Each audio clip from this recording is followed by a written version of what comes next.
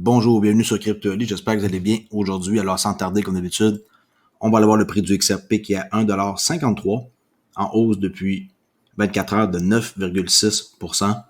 Les marchés sont toujours en baisse, par exemple, de 5,1%, mais quelques-uns d'entre eux se démarquent, dont le XRP. Et regardez la prédominance du Bitcoin qui chute encore à 38,9. On était à 40, on descend à 39, 38. Très, très bon pour les autres monnaies.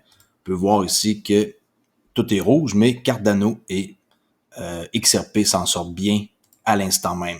On peut voir ici Cardano 2,27, 14%, XRP 1,54, 10%.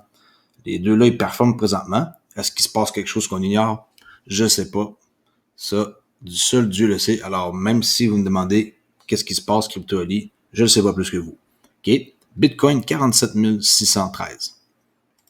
On peut voir ici en weekly, chandelier. Ça, si ça vire en vert, ça devrait être bon parce que ça a été chercher de la liquidité avec les grandes mèches ici. Et là, ça serait bon qu'on puisse terminer la semaine en vert ici. Idéalement, ça aurait été de fermer le plus haut ici à 1,76, mais ça ne sera pas possible pour ce soir, je crois pas. Peut-être demain, on ne sait pas, mais pour l'instant, on va voir. Opportunité d'achat était vraiment ici le 21 février, là. Le 1er février, excusez-moi, la semaine. Ici, c'était l'opportunité achetée là, dans les zones d'environ de 54 centimes. Je dis pas qu'il n'y a pas d'autres opportunités, mais en weekly, c'était ici qu'il fallait acheter. Entre février et environ mars. Les meilleures opportunités pour XRP. Alors, ici sur Cointelegraph, la crypto est actuellement comparable au premier jour des téléphones portables, déclare le président de Coinbase. En termes d'adoption de produits et de services, l'industrie de la cryptographie a parcouru un long chemin depuis le lancement de Bitcoin en 2019. Emily Cha, présidente et chef de l'exploitation de Coinbase, a cependant toujours déclaré que l'utilisation de la cryptographie devait être plus facile. Bien d'accord. Il s'agit, vous savez, de savoir comment créer les expériences les plus conviviales pour les gens, a déclaré Choi à Bloomberg dans une entrevue le 13 mai dernier. Interrogée sur les incertitudes notables concernant l'avenir de la crypto, elle a ajouté qu'à bien des égards, je prends toujours en quelque sorte l'analogie avec les vieux téléphones portables, n'est-ce pas, qui avaient ces interfaces maladroites et c'est ça. Comme on se souvient tous qu'au début, c'était assez étrange de naviguer qu'un téléphone, là, surtout pour écrire un message. Mon Dieu, que c'était quelque chose, là. Si vous vous souvenez avec les flips, là, nous sommes en quelque sorte dans cette phase de cryptographie que nous devons donc la rendre plus utilisable. Nous devons la rendre plus accessible aussi. Nous devons aussi avoir la certitude réglementaire. C'est ça qu'il faut retenir du texte.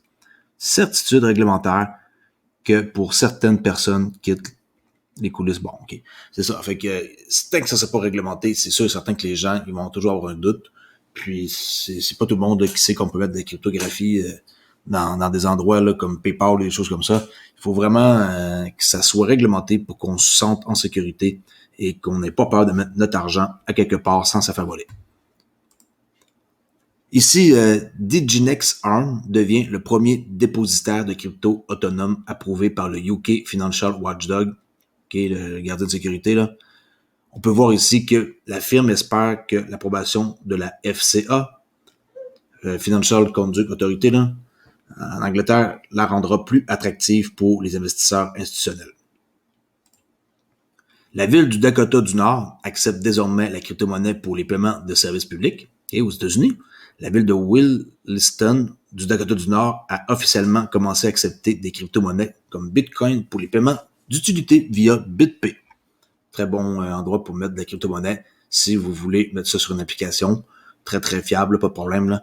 Même si c'est pas un portefeuille externe, c'est quand même pareil, un endroit que vous pourriez penser BitPay, j'en ai de la crypto là-dessus et ça marche très, très bien, là. Puis c'est backé par quelqu'un qui fait milliardaire, là. Vous n'allez pas avoir d'inquiétude.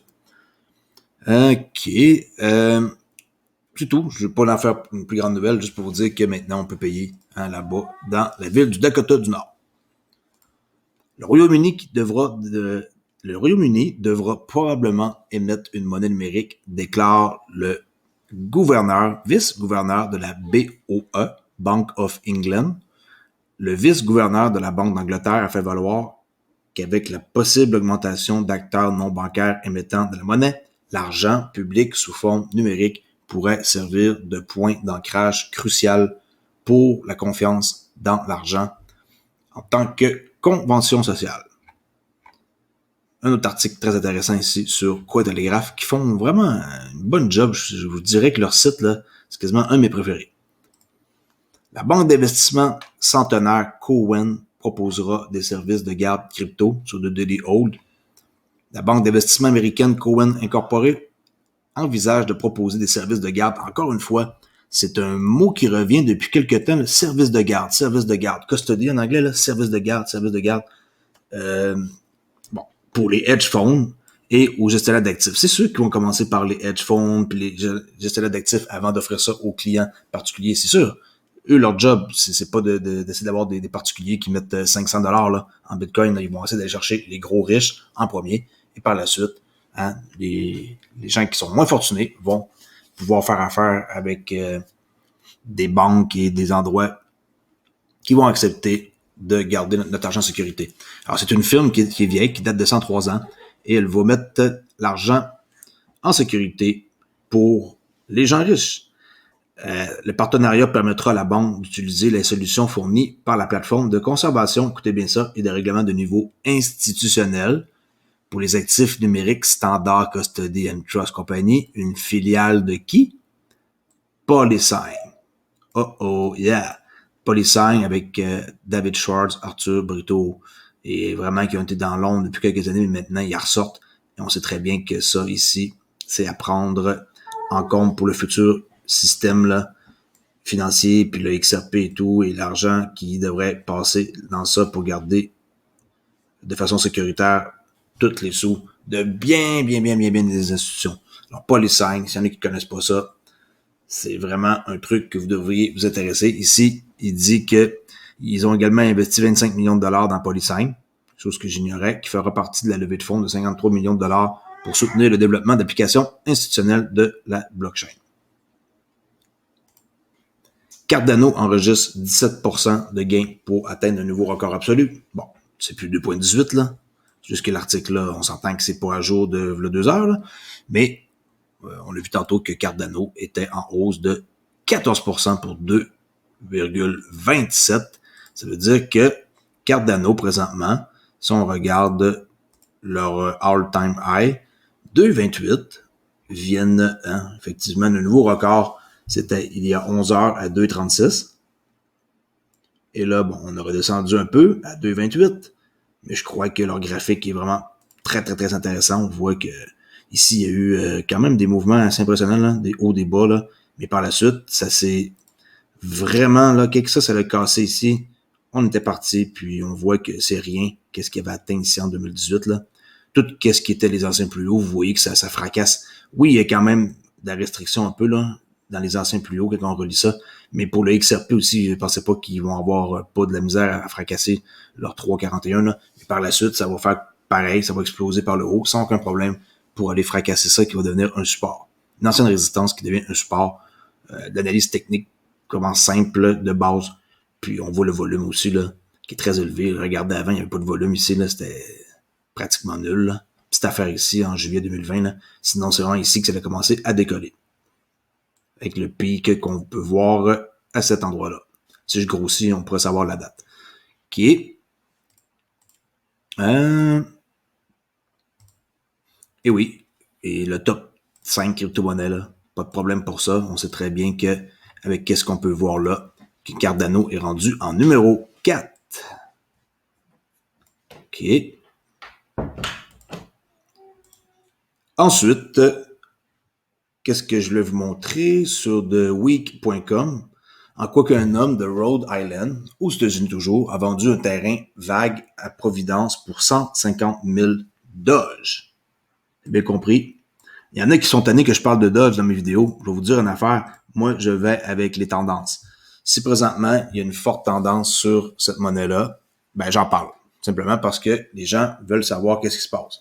Je n'irai pas parler de Monero ou des monnaies que personne parle, juste pour faire une vidéo. Là, je parle des monnaies qui sont populaires présentement. S'il y en a qui n'aiment pas ça, m'entendre parler de Doge, ben ils peuvent aller voir une autre chaîne en passant. Je vise pas personne en particulier, mais maintenant, il faut pas qu'on me dise quoi faire, là, c'est moi qui décide qu'est-ce que je fais de ma chaîne. Alors ici, pour 150 000 Dodge, soit environ 50 000 $ à l'époque, dans ce qui serait la première transaction immobilière négociée à l'aide de la crypto-monnaie inspirée de MIM. Mais oui, rapporté jeudi la chaîne de télévision WJAR. Que voulez-vous? Hein? Ils ont un gros buzz. Alors, qu'est-ce que vous voulez qu'on fasse? On en parle. Ça intéresse du monde. OK? Ici, avec Defend Dark, qui est un très bon analyste, qui fait un peu beaucoup dans les triangles. C'est pas un truc qui me passionne trop les triangles, mais on voit le support qu'il a choisi, 1,33, 1,26, 1,13, et le prochain prix potentiel de XRP pourrait être, selon une extension Fibonacci ici, à 2,72 $. Tout à fait d'accord avec ça. Fibonacci 4,23 là, ici, là, 4,236, top level. Très d'accord. Je pense aussi que c'est fort probable que ça lève à ce prix-là très bientôt. Ceci n'est pas un conseil financier, en passant, c'est juste mon opinion de YouTuber. Alors pour aujourd'hui, c'est tout. Je vais m'arrêter ici parce que je ne vais pas faire de vidéos longues. J'essaie de faire des vidéos d'environ 12 minutes et moins maintenant. Comme vous avez pu voir, mon live aujourd'hui a duré 1h30. Ça faisait longtemps que j'ai comme pas parlé, ça me manquait. Et là, vous avez vu, hein, j'étais en forme plus que jamais. Alors, comme d'habitude, à chaque samedi, venez me voir en live direct, venez me poser vos questions, je réponds à toutes. Alors, Crypto Ali, si vous ne me connaissez pas encore, allez voir mon profil. J'ai un profil Twitter, une page, aussi un forum public Discord. Allez faire un tour, allez voir ma description, vous allez tout voir là-dedans, détaillé. Si vous êtes intéressé à entendre qu'est-ce que j'ai à dire sur XRP et en particulier et d'autres crypto-monnaies. Merci beaucoup et je vous dis à la prochaine vidéo. Ciao tout le monde, bye.